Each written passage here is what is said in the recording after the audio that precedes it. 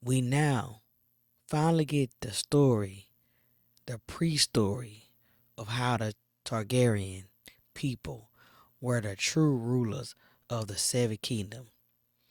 Stay tuned, and we're gonna talk about the first episode of House of Dragons.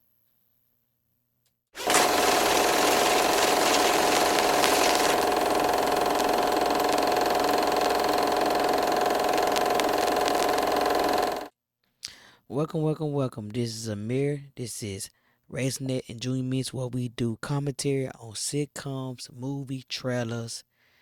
If it's on film, we watching it right here. We gonna talk about House of Dragons, the pre-sequel to Game of Thrones. We was waiting for it, and they finally dropped it this Sunday, but last Sunday. And I know I'm late, but hey, I was on vacation, enjoying some me time.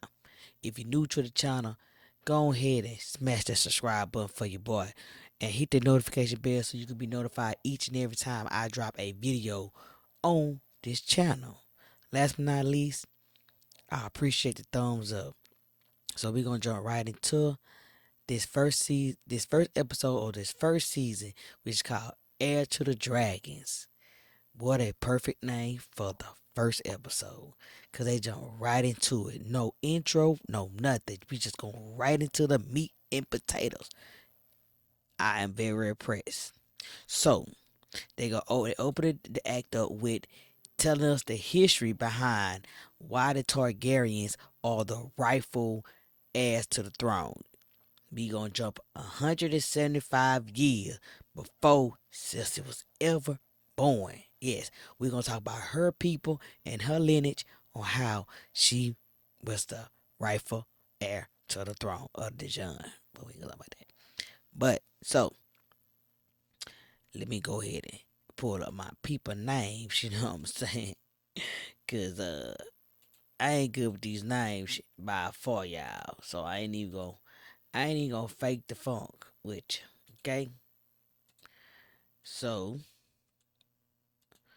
cause we got a lot of people they introducing in this first season. Okay? So of course it opens up with my boy right here, who is the king of the throne. How did he get the king be king of the throne? Is simple. He has an uncle. The uncle had 11 kids. And out of all 11 kids, only one that survived was his daughter, which they nicknamed the queen that would never be. Okay? So the lords voted that they needed a male successor to continue the to replace him in his demise. So he picked his oldest nephew, who is King Targaryen.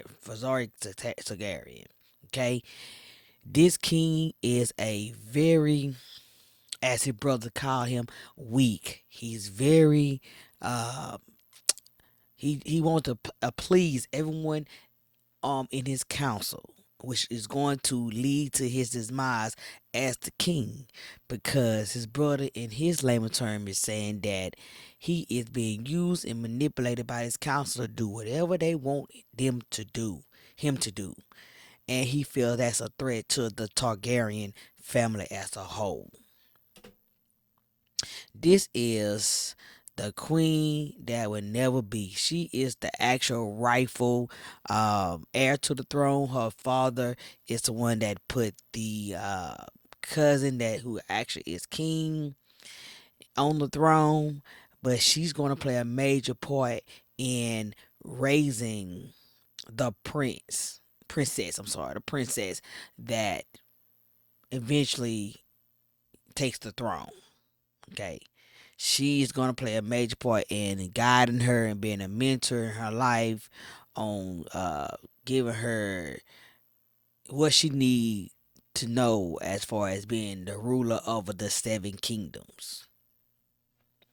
And right here is the actual event that was showed in the opening credit, where the king had to make an ultimate decision on who was going to be his successor after his demise, so that there would not be any chaos in the um, seven kingdoms on who supposed to sit on the Iron Throne.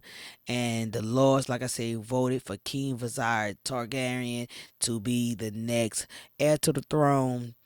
And we also get to see um, the the hurt and the pain that comes with that of being a female heir, because truthfully the throne should have went to the queen that would never be, but and she had sons that should have taken the throne, but back then female were not allowed to take the throne, so we thought. Okay, now this young lady is the princess of the throne. She is the main character that we're following behind, and long story short, she becomes the heir to the throne. And it saddened me that the first episode came. It opened with a banger. It gave me a lot to talk about, but she had to lose something to gain something. And why I say she had to lose something to gain something is simple. I'm gonna have to get to that picture first, but she sees everything and she listens to everything, and I'm hoping that what we they developing on this character is going to make her a great queen to be. But you heard that's a but. Her uncle is want to stand in her way. Her uncle is Prince Daemon Targaryen. He is the actual first. He was the actual first heir to the throne because his brother named him the heir to the throne. But he's cocky. He's a loose cannon. He's a threat to the king. He's the opposite of his brother. The council feel like if he become king of the throne, they cannot control him, and he is the one that supposed to be the commander of the night guards that we see in Game of Thrones, and he gives them the gold cloth. He makes them who they are today in the Game of Thrones. He is the beginning of that, and he living his bachelor life. You see him at the whorehouses, having having sex with so many women, and he's just going around. And they had a council meeting where they discuss the queen is about to give birth to a male heir, and they'd have these traditional tournaments in honor of the birth of the male child. Every time a male child is born, or heir to the throne is born, they have these big tournaments in their honor. And he feels like, hey, I don't care what the queen has. The baby ain't came here yet. I am the heir to the throne, and you're gonna respect me as the heir to the throne.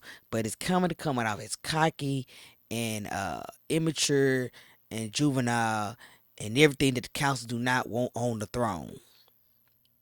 Okay, as you can tell right here, he in this first season, first episode, you see him in the throne like it's rightfully his, and later on we see that the king and he have words, and the reason they have words is because the queen demises in this first episode. If you have not watched this, you might well just click out because this is full of spoilers. The queen has demise in the first episode from childbirth, and she passes during the tournament that is being placed in the honor of her son, who also demises in the episode. They both pass away in the episode, and the reason why the king and the prince are at each other neck per se is because the night that the king is the week or the month or whatever, the days that the king is grieving over losing not only his wife, he lost the heir to his throne, his only son. Well, after 5 miscarriages, she couldn't carry a son, but she was successful with the princess. You sit and you make a mockery out of his son by saying that he was the heir to the throne for a day. And of course, it got back to him. That was said. and we see the king sitting in the iron throne, and he every time he's sitting in this throne, he gets a cut somewhere, and that is a symbol showing that sitting in this position is the most deadly. It can get you killed. This seat is temporary, and anyone will kill you and cut you and hurt you for this seat, even his own brother. Because after he questioned him, he did deny it. He said we grieve in our own ways, and his brother banished him to his wife, who he called. He said he'd rather sleep with a goat. But he banished him to his wife, where he told him, "Go back. You're no longer the heir to my throne. I will name my new successor." And this is where he meets with his daughter, who he asks her, "What do you see when you see the dragons?" And she basically breaks it down to him and says, "Hey, it's an illusion of if we code it's an illusion." He basically passed on the actual the foreshadowing of the people. Kings pass it to each heir to the throne. It's a whatever he passed on to her, she has to keep it a secret. And it also was what occurred in Game of Thrones. So that's why I say this is real. I mean, it is very well written, y'all. This is gonna be a great season. Okay, so my boy right here, we're gonna watch for him. He is the queen that would never be husband, Lord Corley Valerian, the sea snake. We gonna call him the sea snake. And that's what his nickname. So him and the counselor with the king and the prince, and they're sitting around talking about things, discussing things that are happening in the kingdoms.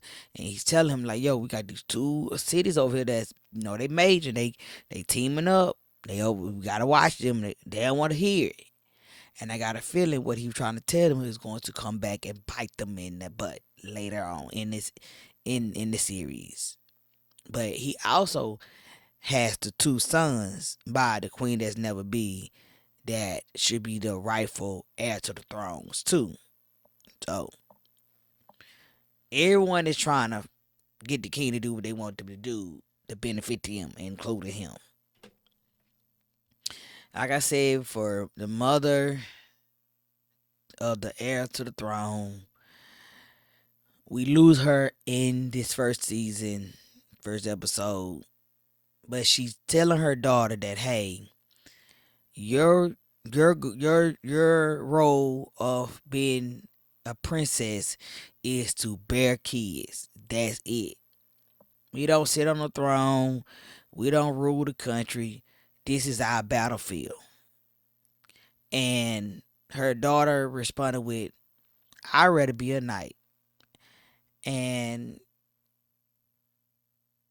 you know, I think this her passing sets the tone for what's gonna happen between Alice Hightower and Otter Hightower. Otter Hightower is the king hand, and he does not like the Prince Damien. So if he can do whatever he need to do to keep Prince Damien off the throne, he will. This is Allison Hightower. This is the daughter of Otter Hightower and the friend of the soon to be queen of the throne. They gonna have their wrath because she is going to actually marry the king Viserys Targaryen and bear him three sons. And those sons are going to be the reason they're going to have a war called the green and black. The black being the queen, and the green being the Hightower descendants from the Hightower and the king offsprings, the heir to the throne, and who the rightful heir is. it really is the queen that sit on the throne. But like I said earlier, they don't want a woman to rule the seven kingdoms. And the dad knew what he was doing when the queen passed, and after they had a ceremony of burning her body with her son. Hightower sent his daughter. He pimped his daughter out to the king to go comfort him in the time of his grievings. And in result of that happening, um, they marry and they have three kids. And when she goes to him, you see him in the chambers, carving out the statue of the kingdom, which we later get to see in Game of Thrones when Cersei, I can't even say the girl name, but y'all know what I'm talking about. She goes into the same room and shows the table with where it used to sit. I'm telling, it is well written. This young lady, Alice, and her role is gonna be major in the conflict that's gonna happen in this season.